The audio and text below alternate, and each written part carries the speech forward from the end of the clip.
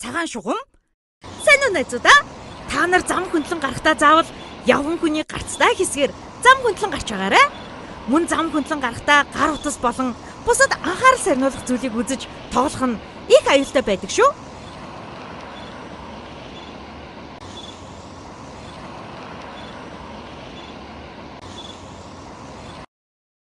Зам хөндлөн гарах. Найзуудаа, манай Улаанбаатар хотод 4 бүр 6 игнэтэй том зам зөндөө байдаг шүү. Ийм олон игнэтэй замаар гарахдаа явган хүний гэрлэн дохооны ногоон гэрэл асгаар нь гарч байгаарай. Хэрвээ явган хүний гарц дээр том хүн зогсож байвал тэр хүмүүсээс тусламж гуйгаад хамт гараарай.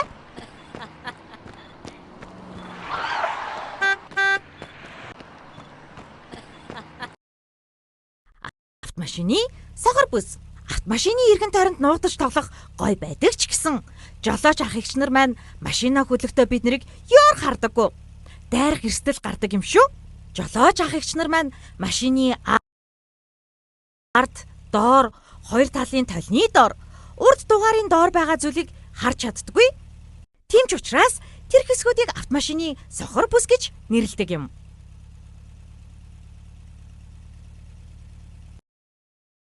Хороолол доторх хөдөлгөөн. Хүүхдүүдээ, та нар хөл бөмбөг тоглох дуртай юу? Би лав найзуудтайгаа хөл бөмбөг тоглох үнэхээр дуртай. Бид нар дандаа хүүхдийн тоглоомын талбай дээр л тоглодог. Цагдаа ах нарын хийснээр автомашины зам дээр тоглох нь маш их аюултай. Машинууд хороол дотор удаан явж байгаа ч гэсэн цагдаа ах нарын хийснээр автомашины зам дээр тоглох нь маш их аюултай. Машинууд хороол дотор удаан явж байгаа ч гэсэн хүүхдүүд бидний гинт гүйж гарч ирэхээр мөрөх аюултай байдаг гэсэн.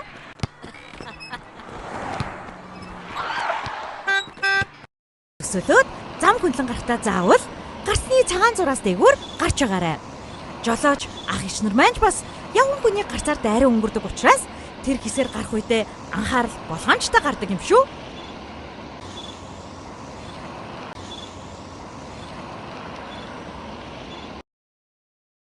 Гэрлэн дохоо гэж юу вэ?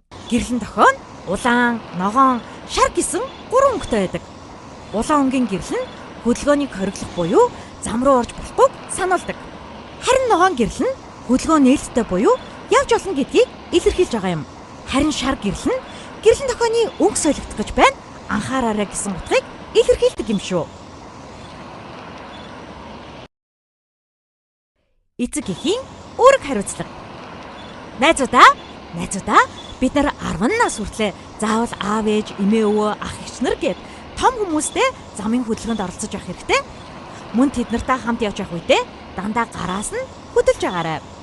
Асран хамгаалагчаасаа холдож юр болохгүй.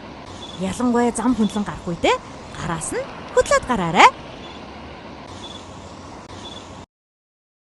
Нийтийн тээврээр зэрчих соёл. Хүүхдүүдээ, та нар автобусанд сууж явдгүү? Тэгвэл та нартаа бяцхан зөвлөмж өгье. Сайн сонсоод аваарай. Автобус дотор байгаа зориултын байруулаас заавал барьж явна. Юмнаас барихгүй явах нь унаж бэртэх аюултай. Мөн автобусны цонхоор гараа, биенийхээ аль нэг хэсгийг гаргаж огт болохгүй. Мөн автобусны цонхоор гараа, эсвэл биенийхээ аль нэг хэсгийг гаргаж явах нь аюултай. Автобус дотор чанга ярьж, дуу чимээ гаргаж бусдын амгалан тайван байдлыг алдагдуулах нь бүдүүлэг үйлдэл юм. Мөн автобуснаас буугаад зөвхөн арт талаар нь тойрч гарч байгаарай. Автомашины сохор бүс гэж юу болохыг санаж байгаа үсттэй?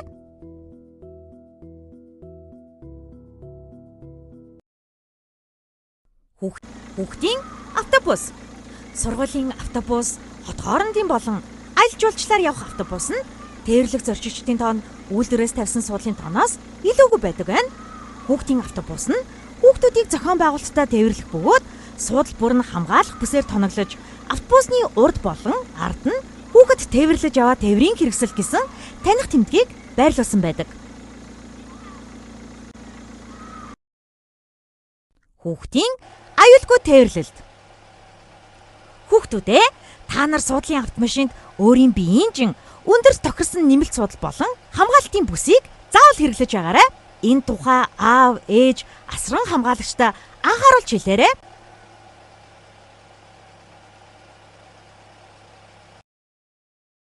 Ундаг дугуй, скутер, мопед, мотоциклоор хөдөлгөөнд оролцох зөвлөмж. Хүүхдүүдээ ундаг дугуйг унахдаа тоормос, жолоо, хонхонд хэвийн ажиллагаатай эсхийг заавал шалгаарай. Бас урт талдаа цагаан, арт талдаа улаангийн гэрэл, эсвэл гэрэл ойлгуур, хоёр хажуу талдаа улаан, эсвэл улбар шар өнгийн гэрэл ойлгуур хийж, шүн харагдах нөхцлөө сайжруулах үүднээс аль болох тод, гэгээлэг, гэрэл ойлгох шин чанар бүхий хувц хэрэглэл эзүүлстэй явж байгаарай. Мөн арга хүртэлх насны хүүхэд харгалзах хүнтэйгээр зөвхөн явган хүний зам дээр зорчиж болно. 10-аас 14 хүртэлх насны хүүхэд явган хүний зам болон түүн дээр тэмдэглэсэн ундаг дугуйн замаар зорчино. 16-наас хүрээгүй бол скутер, мопед унаж хөдөлгөөнд оролцож болохгүй. Мөн 16-аас дээш насны хүн скутер, мопед жолоодож замын хөдөлгөөнд оролцохдоо ундаг дугуйн зам буюу зорчих хэсгийн баруун гар талын захаар байрлан явж болно. Ингэхдээ саадыг тойрохоос бусад тохиолдолд зүүн гарын талын игнэр рүү орохыг хориглоно.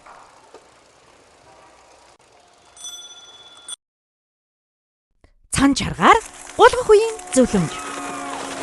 Эцэг эхчүүдээ өвлийн удирдал хүүхдийг чаргаар гулгуулахдаа аюулгүй байдлыг хангасан автомашингүй газрыг сонгоод заавал харгалзах хүнтэй байлгаарай. Мөн автомашинаараа чаргыг чирж явахыг хоригддаг юм шүү. Хүүхдүүдээ чарга нь жолоодох боломжгүй гэдгийг ямагт санаарай.